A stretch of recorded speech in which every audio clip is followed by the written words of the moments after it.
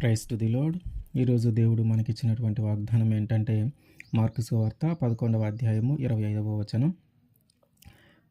మీకు ఒకని మీద విరోధమేమైనను కలిగి ఉన్న ఎడల మీరు నిలువబడి ప్రార్థన చేయునప్పుడెల్లను వానిని క్షమించుడి.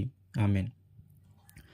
మనకి ఎవరితోనైనా విరోధం ఉన్నా, మనకి ఎవరితోనైనా భేదాభిప్రాయాలున్నా, మనకి ఎవరితోనైనా మనస్పర్ధలున్నా, మనకి ఎవరితోనైనా శత్రుత్వం ఉన్నా, మనము గొడవలు పడటం కానీ, తగాదులు అవ్వటం కానీ, లేదా తొందరపడి మాట్లాడటం కానీ ఏదన్నా జరిగినప్పుడు మన ద్వారా అవతల వాళ్ళు బాధపడితే మనము ప్రార్థన చేయటం మొదలుపెట్టడానికి ముందు, మనము ప్రార్థించటం మొదలుపెట్టడానికి ముందు మొదటిగా వారి దగ్గరికి వెళ్ళి వారితో సమాధాన పడటము, లేదా వారిని క్షమించటము, లేదా వారి చేత క్షమించబడటము జరిగి ఆ తర్వాత వచ్చి మనము ప్రార్థన చేయాలి. అంటే మనము క్షమించాలి ముందు. మనము క్షమిస్తే ఎట్లాగైతే మన చుట్టూ ఉన్న మనుషులు చేసినటువంటి అపరాధములను మనము క్షమిస్తూ ఉన్నామో, అట్లాగే దేవుడు మన ఎడల మనము చేసినటువంటి అపరాధముల ఎడల ఆయన కూడా క్షమిస్తాడు.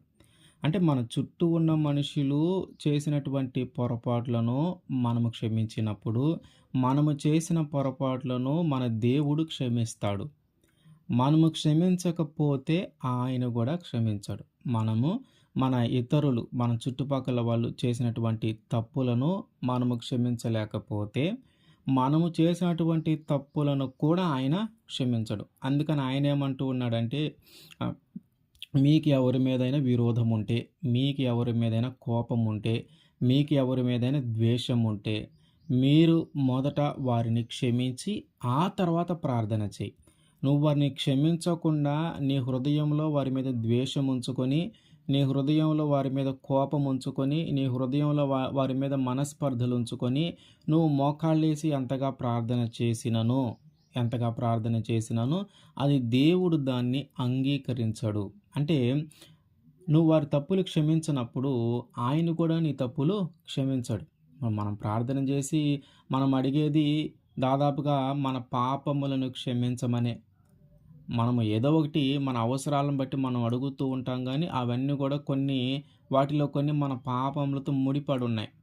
ఈ పాపము క్షమింపబడితే కానీ దీవెన మన జీవితంలోకి రాదు. ఈ పాపము క్షమించబడితే కానీ ఆశీర్వాదం మన జీవితంలోకి రాదు.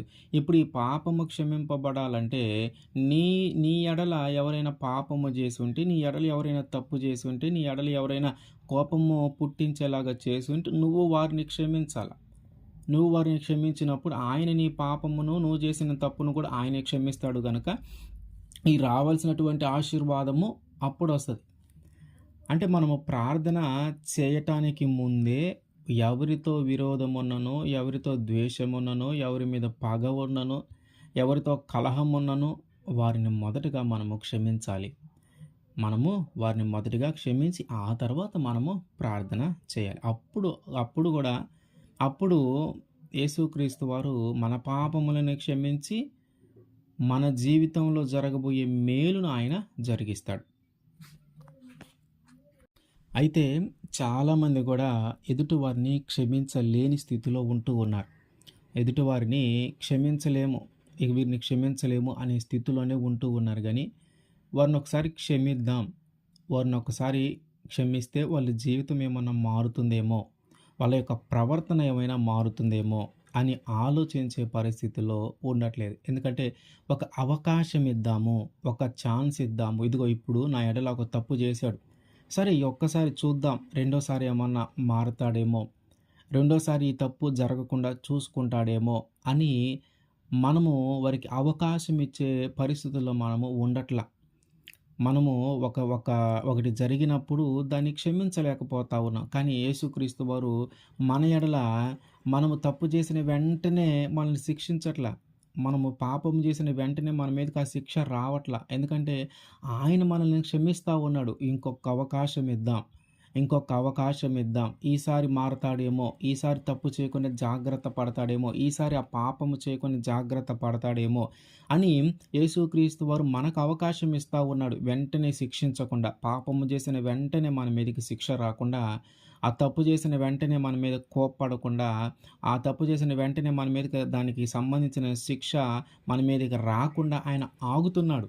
ఎందుకంటే ఆయన క్షమిస్తూ ఉన్నాడు. ఇంకొక అవకాశం ఇద్దాం మారుతారేమో, ఇంకొక అవకాశం ఇద్దాం మారుతారేమో అని. కానీ మనము క్షమించలేకపోతా ఉన్నాం. ఆయనేమంటూ "నువ్వు క్షమిస్తే నేను కూడా నిన్ను క్షమిస్తా." కాబట్టి ఒకవేళ మనం క్షమించలేని స్థితిలో ఉంటే, ఇదిగో ఆయన మనల్ని క్షమిస్తున్నాడు. ఆయన మనల్ని క్షమిస్తా ఉన్నాడు గనక, మనం చేసిన దానిని బట్టి ఆయన మనల్ని క్షమిస్తూ ఉన్నాడు గనక, ఆయన చూపించినటువంటి ఆ క్షమాపణ మన మన ఎడల తప్పు చేసినటువంటి వ్యక్తుల మీద కూడా మనం చూపించాలి. ఆయన మన మీద చూపించినటువంటి క్షమాపణ, మనము ఇతరుల మీద కూడా ఆ క్షమాపణ గుణాన్ని మనము వారికి చూపించాల. అప్పుడు ఆయన నిజముగా మనల్ని క్షమించినందుకు ఆయన సంతోషపడతాడు. మనము ఎదుటివారిని క్షమించకుండా, మనము దేవుడి దగ్గర క్షమింపబడాలి అని ఆశపడటం తప్పే. ఎందుకంటే దేవుడు నిన్ను క్షమిస్తూ ఉన్నాడు. కానీ నువ్వు క్షమించట్ల. చాలామంది కూడా వారి కోపాన్ని బట్టి, వారికి జరిగిన అన్యాయాన్ని బట్టి క్షమించే మనసు రాని స్థితిలో ఉన్నారు గానీ, ఒకసారి మనము చేసిన పాపమునికి, మనము చేసిన దోషాలకి, మనం చేసిన తప్పులకి మనము ఈ పాటికి మరణమైపోవాల్సిన వారం. మనము దేవుడు గాని, మనం చేసిన తప్పులు గాని శిక్ష విధించే ఉంటే, ఈ పాటికి మనం ఎప్పుడో చనిపోవాల్సిన వాళ్ళం. కానీ ఈ రోజుకి గూడా మనం బ్రతికున్నామంటే కేవలం ఆయన క్షమిస్తూ ఉన్నాడు మనల్ని. మనం చేసిన అపరాధములను, మనం చేసిన తప్పులను, మనం చేసిన పాపములు ఆయన క్షమించటాన్ని బట్టే ఈరోజు మనము సజీవంగా జీవించగలుగుతా ఉన్నాం. కానీ ఇప్పుడు ఆయన కోరుకునేదేందంటే, నేను నిన్ను క్షమిస్తా ఉన్నాను గదా! ఇదిగో నువ్వు కూడా క్షమించు. నువ్వు గూడా క్షమించు. నీ ఎడల ఎవరైనా తప్పు చేసుంటే, నీ ఎడల ఎవరైనా తొందరపడి మాట్లాడుంటే, నీ ఎడల ఎవరైనా పాపము చేసుంటే వారిని కూడా క్షమించు. ఎందుకంటే నేను నిన్ను క్షమిస్తా ఉన్నా. కాబట్టి నువ్వు గూడా వారిని క్షమించు. ఎప్పుడైతే వారిని మన య మన మన చుట్టుపక్కల ఉన్న ప్రజలని మనం క్షమిస్తామో, అప్పుడు ఆయన సంతోషపడతాడు. ఎందుకంటే ఆయన మనల్ని క్షమిస్తూ ఉన్నాడు గనక. ఒకవేళ మనకు అట్లాంటి గుణం ఎప్పటికి లేకపోతే ఎక్కడి నుంచైనా సరే దేవుడు మనల్ని క్షమించిన దానిని గుర్తు చేసుకొని, దేవుడు మనల్ని క్షమించిన దానిని గుర్తు చేసుకొని, మనము మన ఇతరులను క్షమిద్దాం. ఆమేన్.